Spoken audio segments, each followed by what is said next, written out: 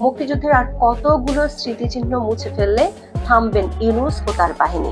এমন প্রশ্ন উঠেছে সামাজিক যোগাযোগ মাধ্যমে। সিটি কর্পোরেশনের বুলডোজার দিয়ে ঢাকার বিজয় সরণিতে মৃত্যুঞ্জয় প্রাঙ্গণে ৭টি দেয়াল গুড়িয়ে দেওয়ার এমন তীব্র প্রতিক্রিয়া তৈরি হয়েছে নেট দুনিয়াতে। পাকিস্তানি বাহিনীর আত্মসমর্পণ সহ বাংলাদেশের মুক্তিযুদ্ধের বিভিন্ন অধ্যায়ের এই স্মারক গুড়িয়ে দেয়ায় ক্ষুব্ধ মানুষ।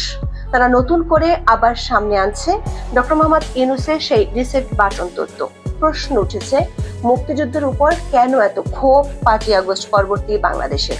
২৪-এর কথা বলে ৭১-কে মুছে দিতে তৎপর গোষ্ঠীর আসল উদ্দেশ্য কি?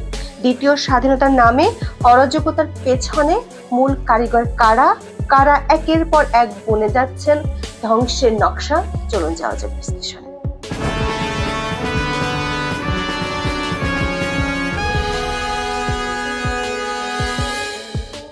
রাজধানীর বিজয় সরণিতে বঙ্গবন্ধু শেখ মুজিবুর রহমানের ভাস্কর্য ভাঙা হয় ৫ই আগস্ট আওয়ামী লীগ সরকারের পতনের দিন। এবার সেই ভাস্কর্যকে ঘিরে থাকা মুরাল সংবলিত ৭টি দেয়ালও ভেঙে ফেলেছে ঢাকা উত্তর সিটি কর্পোরেশন বা ডিএনসিসি। মৃত্যুঞ্জয় প্রাঙ্গণ নামে এই মুরালের জায়গাটিকে উন্মুক্ত স্থান করা হবে বলে জানিয়েছে সিটি কর্পোরেশন। তবে এরই মধ্যে সেখানে গণমিনার নির্মাণ করার ঘোষণাও দেওয়া হয়েছে। বিজয় সরণির মৃত্যুঞ্জয় প্রাঙ্গণ, বঙ্গবন্ধুর ভাস্কর্য এবং এই ভাস্কর্যকে ঘিরে মুরালযুক্ত ৭টি দেয়াল নির্মিত হয়েছিল বাংলাদেশ সেনাবাহিনীর পরিকল্পনা ও তত্ত্বাবধানে। ২০২৩ সালের ১০ই নভেম্বর এই প্রাঙ্গণ উদ্বোধন করেন তখনকার প্রধানমন্ত্রী শেখ হাসিনা। ওই দিন আন্তঃবাহিনী জনসংযোগ পরিদপ্তর বা আইএসপিআর এর বিজ্ঞপ্তিতে জানানো হয়েছিল, জাতির পিতার ভাস্কর্যটি বাংলাদেশ সেনাবাহিনীর তত্ত্বাবধানে নির্মাণ এবং ২০২১ সালে স্বাধীনতার সুবর্ণ জয়ন্তীর বিজয় দিবসের প্যারেডে প্রদর্শিত হয়েছিল। প্রধানমন্ত্রী ভাস্কর্যটির ভূয়সী প্রশংসা করেন এবং সেনাপ্রধানকে ভাস্কর্যটি বিজয় সরণিতে স্থাপনের নির্দেশনা দেন। এর পরিপ্রেক্ষিতে সেনাপ্রধানের পরিকল্পনা ও দিক নির্দেশনা দীর্ঘ ৫ মাসের অক্লান্ত ও নিরলস পরিশ্রমে বঙ্গবন্ধুর ভাস্কর্যটি বিজয় সরণিতে মৃত্যুঞ্জয় প্রাঙ্গণে স্থাপন করা হয়। মৃত্যুঞ্জয় প্রাঙ্গণ সম্পর্কে আইএসপিআর এর বিজ্ঞপ্তিতে বলা হয়, এটি স্বাধীনতাকামী জনগণের হৃদস্পন্দন ও স্বাধীনতার সংগ্রামের প্রেরণা। স্থাপত্যটির ৭টি প্রাচীর আমাদের স্বাধীনতার সংগ্রামের আলোকিত ৭টি আন্দোলন তথা ১৯৫২ সালের ভাষা আন্দোলন, ১৯৫৪ সালের যুক্তফ্রন্ট নির্বাচন, ১৯৫৬ সালের শাসনতন্ত্র আন্দোলন, ১৯৬২ সালের শিক্ষা আন্দোলন, ১৯৬৬ সালের ৬ দফা আন্দোলন, ১৯৬৯-এর গণঅভ্যুত্থান এবং ১৯৭১ সালের মহান মুক্তিযুদ্ধের প্রতিচ্ছবি। এছাড়া ৭টি প্রাচীর দীর্ঘ সংগ্রামের মাধ্যমে অর্জিত স্বাধীন সার্বভৌম বাংলাদেশকে নির্দেশ করে।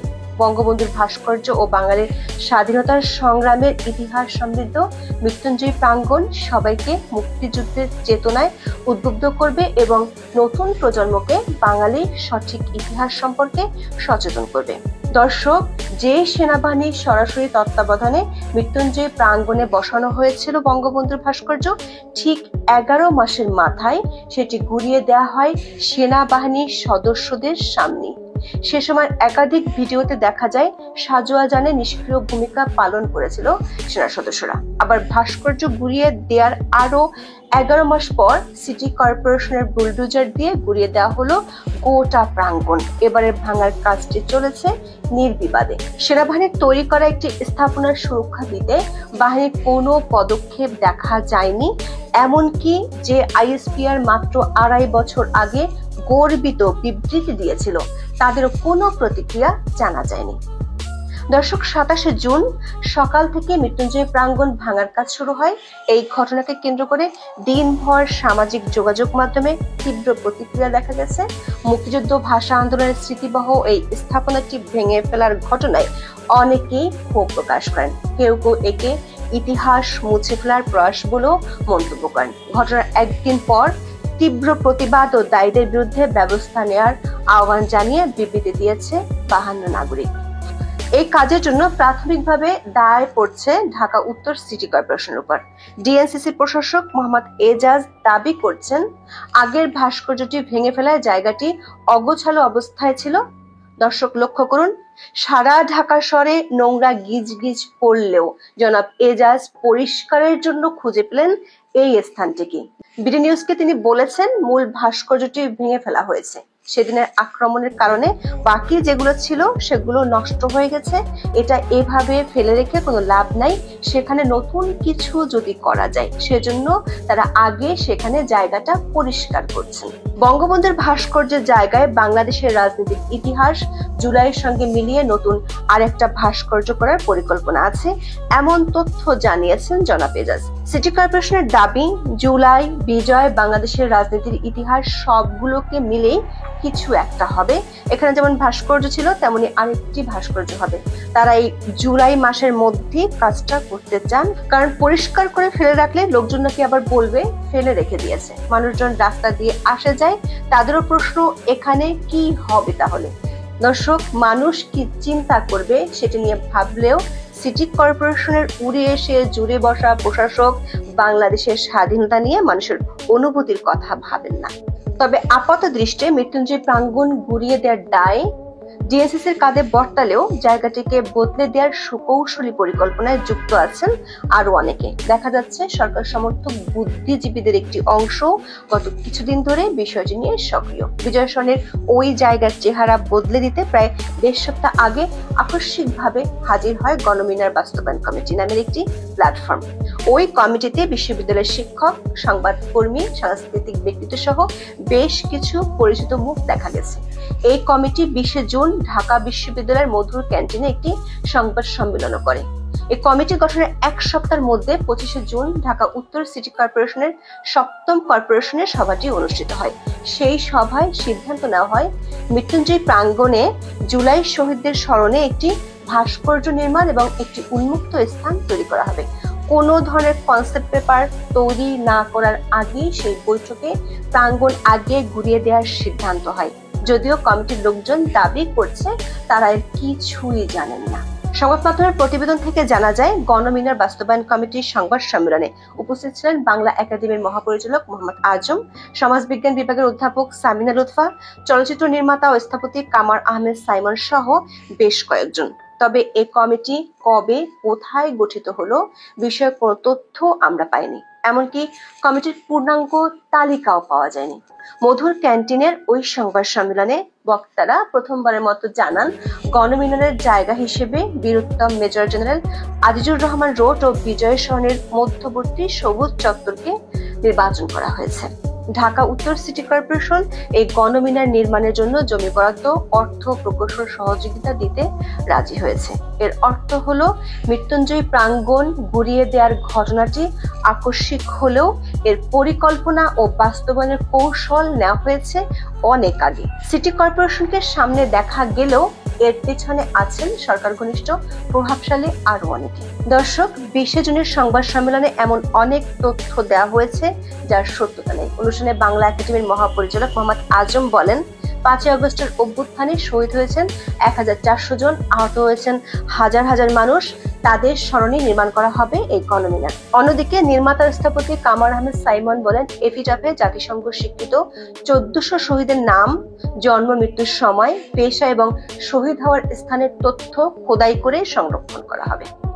দর্শক, আমাদের পর্যবেক্ষণ হলো বাংলা একাডেমির মহাপরিচালক মোহাম্মদ আজম এবং স্থপতি কামার আহমেদ সাইমন দুজনেই জাতিসংঘ প্রতিবেদনটি পড়েই দেখেননি।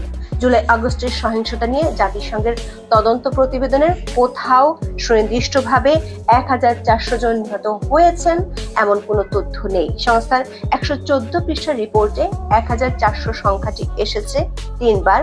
প্রতিবারে বলা হয়েছে এই সংখ্যাটি একটি অনুমিত ধারণা। তার চেয়ে বড় প্রশ্ন, জাতিসংঘের রিপোর্ট অনুযায়ী গণমিনারে নিহতদের নাম থাকলে সেখানে স্থান পাবে জুলাইয়ে নিহত আওয়ামী লীগের নেতাকর্মী ও পুলিশ সদস্যদের নাম। জাতিসংঘের প্রতিবেদনের ৫৪ পৃষ্ঠার ২২২ নম্বর পয়েন্টে আওয়ামী লীগের নেতাকর্মীদের নিহতের সংখ্যা তুলে ধরা হয়েছে, যেটি ছিল ১৪৪ জন।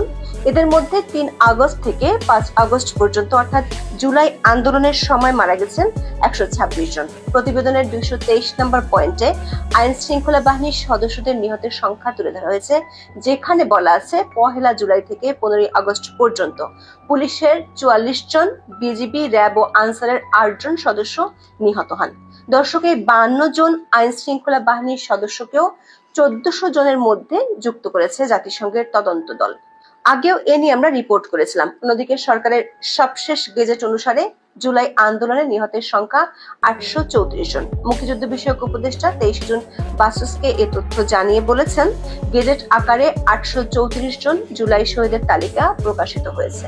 প্রশ্ন হলো, জাতিসংঘ বা সরকার কারো কাছে যেখানে 1400 জনের নাম বা তালিকা বা পরিচয় নেই, সেখানে বাংলা একাডেমির মহাপরিচালক মোহাম্মদ আজম এবং স্থপতি কামার আহমেদ সাইমন কোথা থেকে 1400 জনের নাম পরিচয় পাবেন?